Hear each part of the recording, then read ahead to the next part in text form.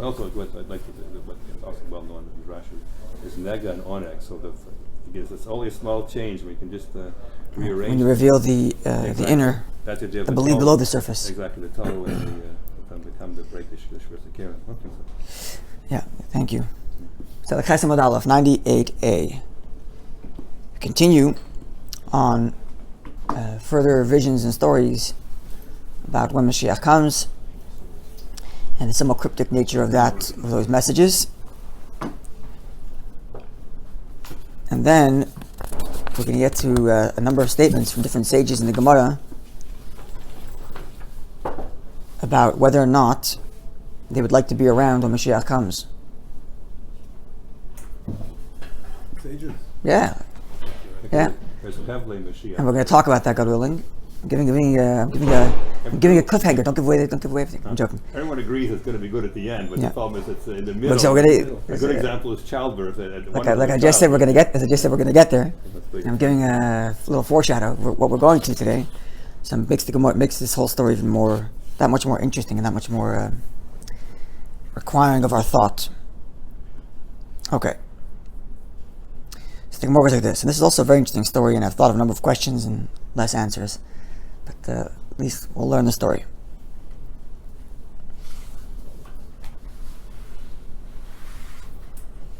It's 4 lines from the bottom of the page, 5 lines from the bottom of the page, the last word on the line. Sha'alu. Sha'alu Talmud Rabbi Yossi ben Kisma. The students of Rabbi Yossi ben Kisma asked of their teacher Rabbi Yossi ben Kisma. So they asked as follows. A Moshe ben David ba. When does the sign of David arrive? When does Moshiach come? Amar, he said, Misyara ani. I'm just going to translate the story literally, and I'll ask you my questions afterward, and then you'll tell me what you think of this. Misyara ani, sir. Yosef ben Kisma says, I'm afraid, Shema tevakshim menu ois. Perhaps you'll ask of me a sign. You're going to test the veracity, isn't that the word? Veracity of my claims, and you're going to want a sign. You're going to want a sign that's going to prove that I know what I'm talking about. Amru lois, they said to him, no. We're not going to ask of you a sign. Just tell us. She said, okay. Amru lois told him like this: when this gate will fall, this gate referring to the previous story, the gate of Rome, where Moshiach is at the gate of Rome. I don't know. Even on the literal level, I don't think it means this actual gate, but rather the Empire of Rome, which generally speaking in Jewish literature is emblematic of the West as a whole. So, when this gate, keeping literal, this gate we're talking about where Moshiach is sitting, falls, v'yivneh and is rebuilt, v'yipol and falls, v'yivneh and is rebuilt, v'yipol and falls. Rashi says it means specifically 3 times. 3 times the gate, the empire collapses, and 3 times it's twice. 3 times it falls, twice it's rebuilt, and after its 3rd time falling, the aim must speak in Livnoisai, and they will not have a chance to rebuild it. Achibab ben David till the point that Moshiach comes. This is his description of when it's going to happen. I can't remember where I read it, but others would say that not 3 times specifically, but it just means it's going to fall and rise until one point they can't rebuild it. How many times did it fall and rise? So far, I have no idea.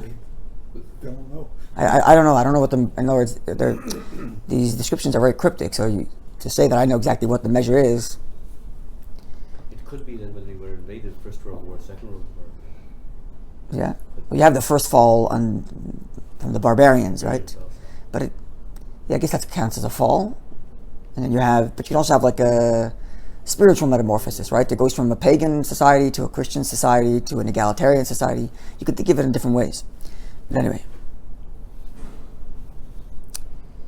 But this is the little Gemara. Falls, it falls, rebuilt, falls, and then the third time it falls, it can't be rebuilt when Moshiach comes. Okay, so Amr Lai, so the students said to him, they're so excited about what he said. They said, Rabbeinu, our teacher, ten lano ois, give us a sign, prove the veracity of your claim, prove the truth of your claim. Give us a sign that demonstrates to us you know what you're talking about. Amr Lai, he said to them, didn't I not tell you that you cannot ask me for a sign?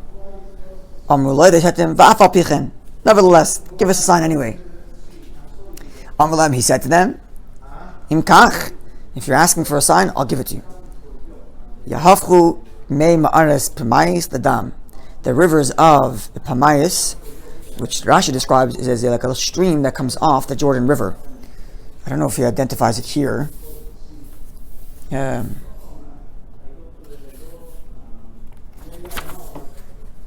is it?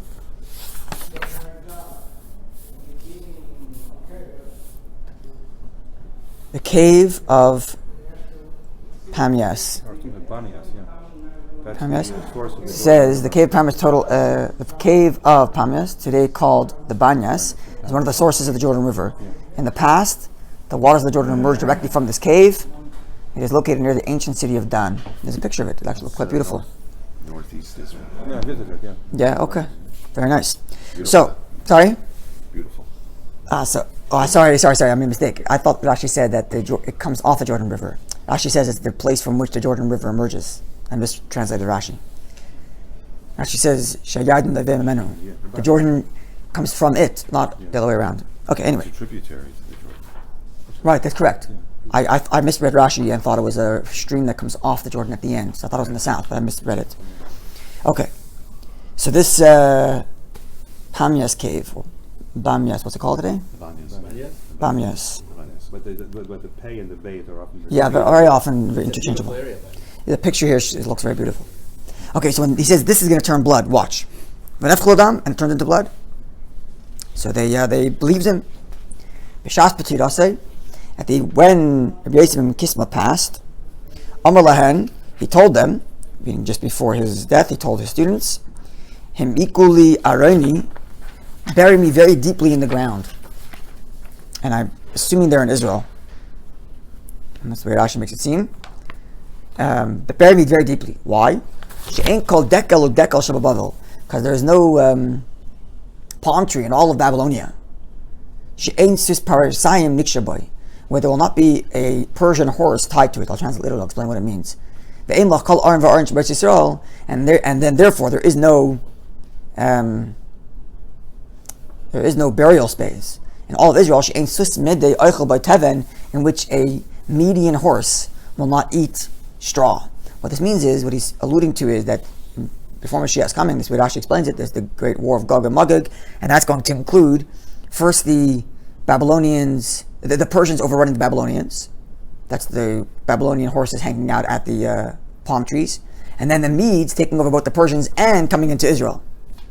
And what he means here is that this was an ancient practice that they would feed their armies and horses by digging up old graves and using it to feed their horses. I think, I could be completely wrong about this, but I think the reason is because it's fertilized ground and things grow much quicker.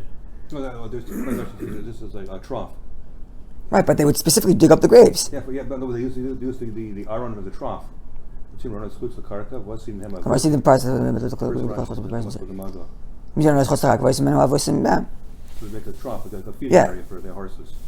You talk about but I imagine you're talking about a decayed body. Anyway, bottom line is, he doesn't want to be eaten by these horses that come running over, and therefore bury me very deeply in the ground so that nothing happens. End of story. So, besides for the actual question of what this exactly means, that the gates of Rome fall and rise up and fall and rise up, we kind of alluded to it earlier. There's also the questions of what is he? I'm afraid you're going to ask me for a sign, so say no. They promise they're not going to ask a sign, but then when he tells them when, now they can't hold themselves in there. They need a sign. What happened? What did he tell them that made them all of a sudden so excited? We have to get a sign, and then he caves, as if like he caves when they cave. yeah, as if when they ask him he has to, which is why he's afraid to begin with. I'm afraid you're going to ask me, so just say no. No, he can't say no. Once they ask, he has to say, which is what happened at the end. Once they ask him, he's like, I told you not to ask, but okay, I have to give it to you because you asked anyway. It's very peculiar. Yeah. And then somehow that prediction of what Moshiach looks like, the Rome coming up and down, is somehow related clearly to the story of his death. In other words, the story of his death seems to be unrelated. It could have been years later, but somehow it is related in that he wants to be buried deep in the ground because he doesn't want to be eaten by the horses that are overrunning from the war of Gog and Magog. So I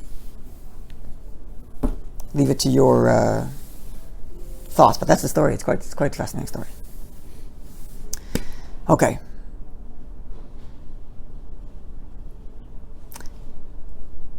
We have one more prediction for Mashiach's coming, which leads us to the idea, as you mentioned before, the Chevli Mashiach, the birth pangs of Mashiach coming, and Mashiach being, that Messianic era being compared to birth and exile to pregnancy. We're going to introduce that, and then from there we're going to get to the discussion about the different sages who were discussing whether or not they want to be alive when Mashiach comes.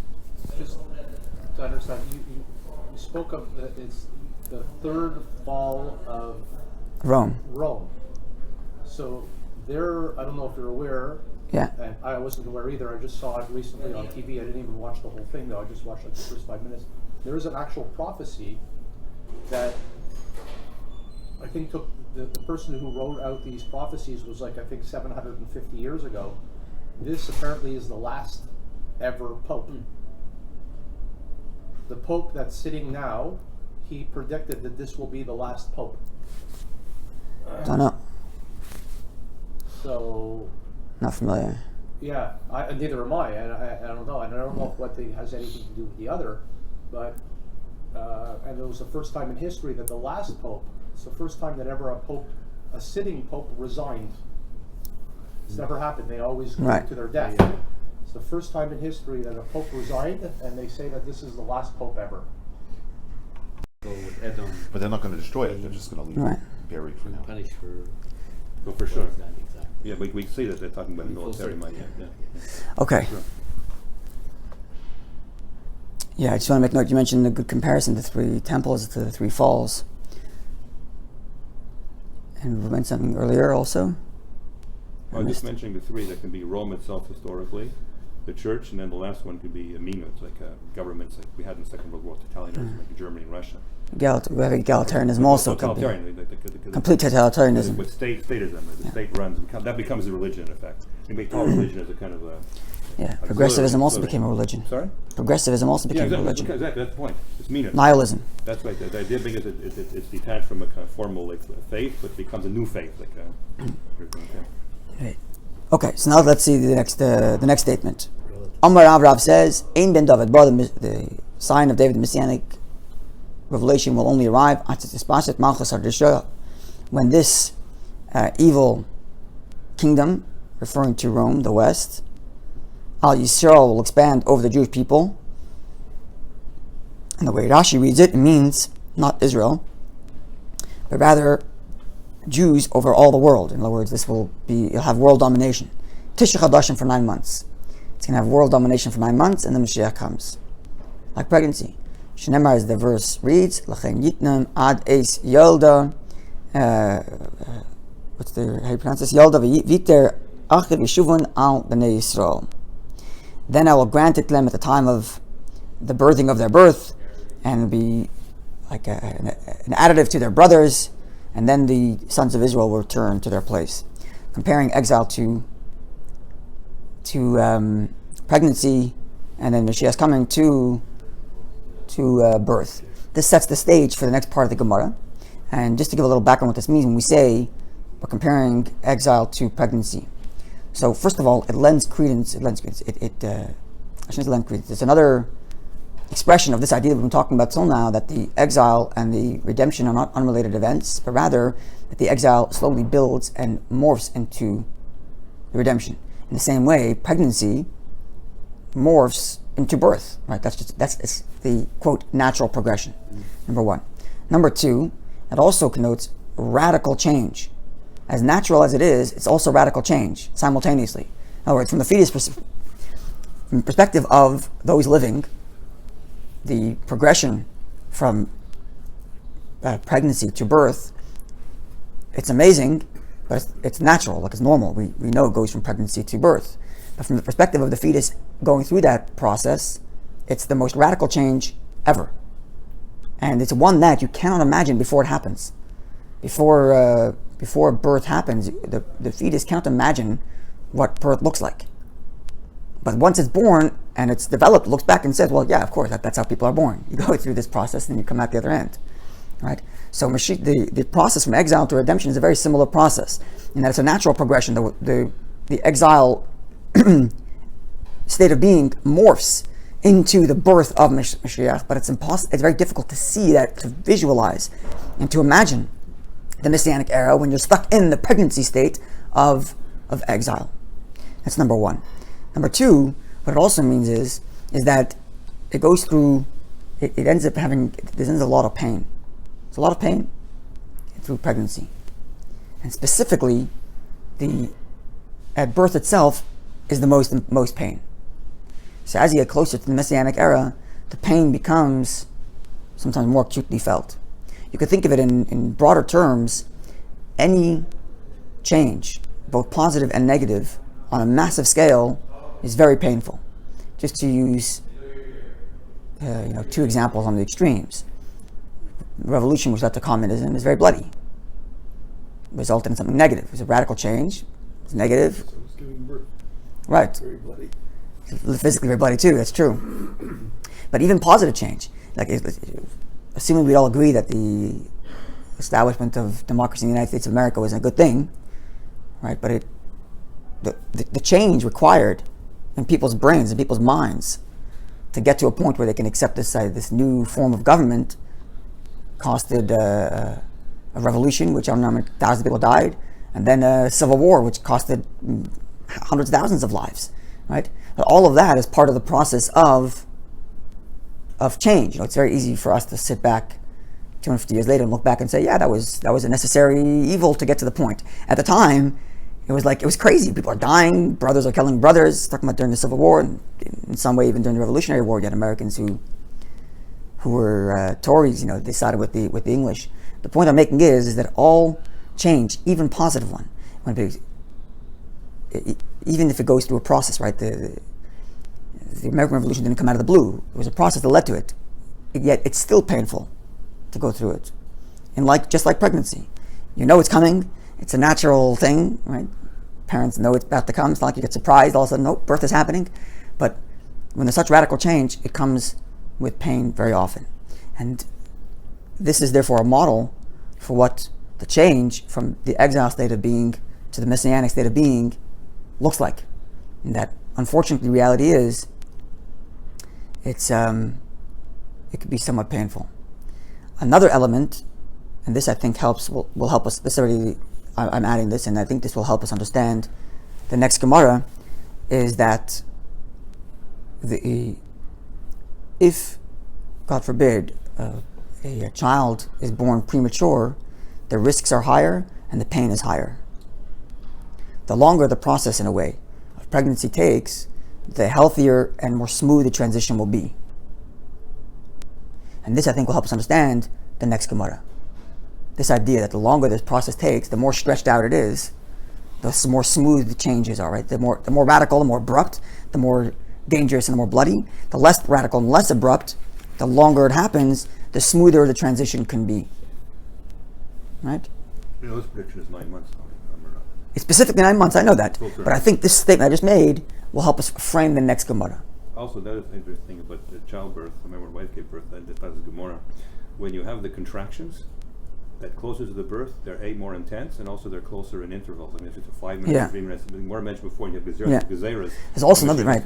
Actually, the Mittler points in the Mimer. That's the time and the intensity. The Mittler has a kuntus, has a pamphlet called Havan Inyan Chav Mashiach, to understand what it means, the birth pangs of Mashiach, and he goes through the whole process of pregnancy and what it means. And he actually there's an interesting idea that what leads to the opening is actually a contraction, that the womb closes. So in the pain, it's not just that there's pain, but you're slowly seeing the light. You actually lose vision of birth during the birth process, right? The pain of birth process is contractions in which the womb closes momentarily. So the opening and the vision of we're almost on the cusp of Moshiach actually is eclipsed. And that's part of the pain itself, is that the opening to Moshiach is closed. That's what contraction looks like. That's another interesting element. But I think this idea, that's why I wanted to mention this idea that the longer the process takes, the less radical and the less abrupt the change is, the less painful it is. And I think that's to me seems to be at the moment the best way to understand the following Gemara, which reads as follows. But pregnancy is painful, but it's good. Yeah. But we spoke about quite a while ago, where there might be a big war and lots of lives are lost. That's what I'm saying. That's why I use That's why I use the example of the That's not establishment. good. That's why I use the example of the establishment of the United States of America. It was a fantastic thing, and it costed thousands and hundreds of thousands of lives. That's the point. That was exactly why I made that point. In other words, when you have hindsight of 250 years later, you can look back and say, "Oh, it was a good thing." It doesn't mean that people who are going through it were screaming like, "This is crazy."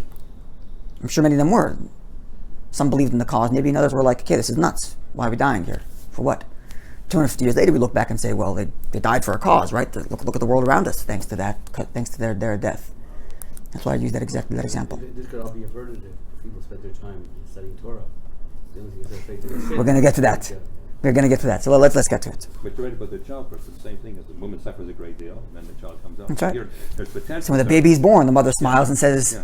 but while she's going through it, actually, it's funny. I think I once mentioned this. There was there's different offerings that a woman has to give after she gives birth, and one of them is given because we assume that while she's giving birth, she vows, "I'm never doing this again."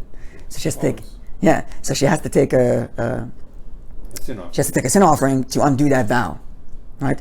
In other words, mother's the same way. During birth, she's screaming, "This is nuts! Why are we doing this?" And then when the baby's born, she's smiling and happy, right? It's a similar kind of thing. 6 months later, she's ready for another one. I was born at the beginning of the end of 6 months, beginning of the 7th month. Oh wow! Weigh 3 pounds. Oh wow! Oh, okay. So let's learn this Gemara. What are the expression that we're in the birth pangs of Mashiach? Was it the Rebbe or one of the previous Rebbeim who quoted that? I don't know who cited that, but it's an all, especially since the World War II, this has been talked about by many. It's almost standard. It's almost, because you almost universally held. Yeah. Some kind of, the only thing is how far we are, that's something else. But Yeah. the Chevli Moshiach, yes, the war was, that was a thing. Yeah. The I mean, war they ever talked about it being even past that. In other words, we're not in That that. should have been already. That should be the last one, but that's Exactly. We've gone through so much, we shouldn't have to go through. Genug shine. And you know it. Yeah. Okay, Take so care, Michael. Have a good day. So let's see this Gemara, and I'll show you what I mean when I said that we can use this introduction to understand the following Gemara. So the Gemara says like this: Amar Rabba. No, actually, one line above, because Amar Ula. Oh, sorry, Amar Ula. Yeah. My apologies. Amar Ula said, Yaisi, let Mashiach come, v'lo yichamnei. But I don't want to be there when it happens. V'chein Amar Rabba said the same thing. Yaisi, let Mashiach come, v'lo yichamnei. I don't want to be there. Rav Yosef says, Yaisi, let Mashiach come, v'iski, and I will merit, the isiv, that I will sit, kula the kufse the chamre, in the shadow of the dung of his donkey. He mentioned before Moshiach comes in a donkey. So I'll hang out in the shadow of the dung of the donkey. I'll take all the pain, I'll take all the humiliation. Let me be there when it happens. Let it come already.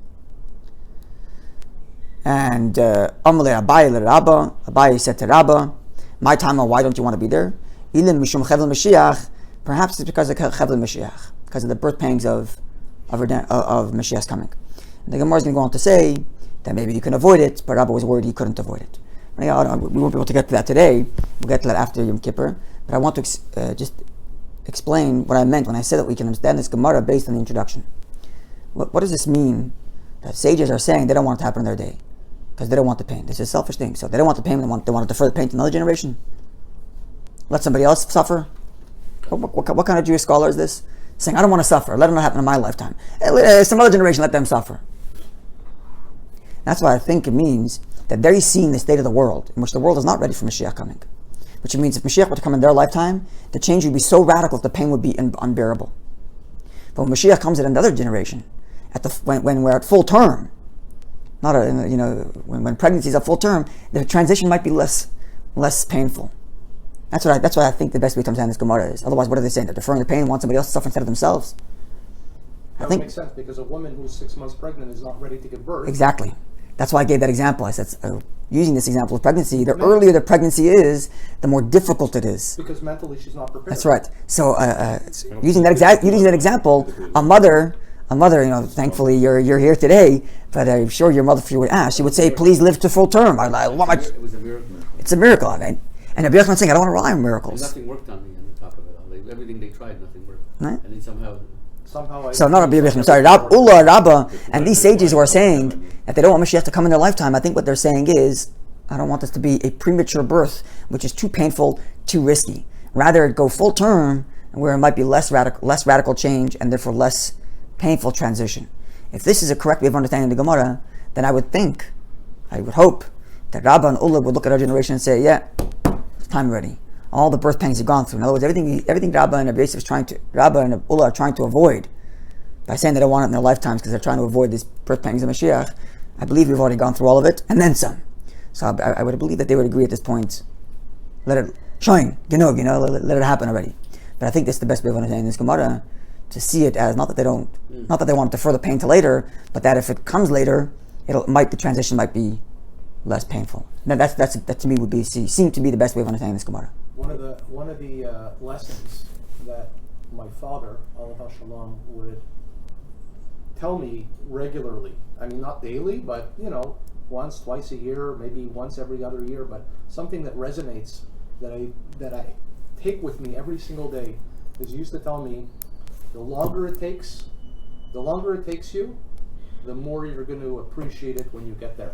Yeah. And in anything I was doing, yeah, for sure. Whether it's exercise or anything, that was his. That resonates, and it's on the top of my head all the time. So to that, I will say, we've waited long enough. We've waited long enough. Genug already. At this point, we're all ready to make it happen. Grandmother used to say, Shenganuk. Shenganuk. In Yiddish, we say jusqu'à là. So what could be more drastic than God at Sinai? You know what? And what happened at God at Sinai? They passed away. Exactly. It was so radical, we couldn't handle it. We're going to talk about that in our Tanya share the next couple of weeks. We alluded to it last week. We're going to talk about it more the next couple of weeks. All right, wonderful day, everybody. And as far as Yom Kippur, I don't think we'll have an opportunity to learn after davening tomorrow. It's a very busy day. We'll see. Busiest day. But so if this is our last meeting before Yom Kippur, have an easy and meaningful Yom Kippur and fast. Gemar Simatova. And I have to do this. I have to shout out to some of our viewers that have been commenting on the last videos. I don't get to respond to all of them, but I thank you for your comments. How do you read them? Yeah, so I always comment on them. Okay, wonderful day.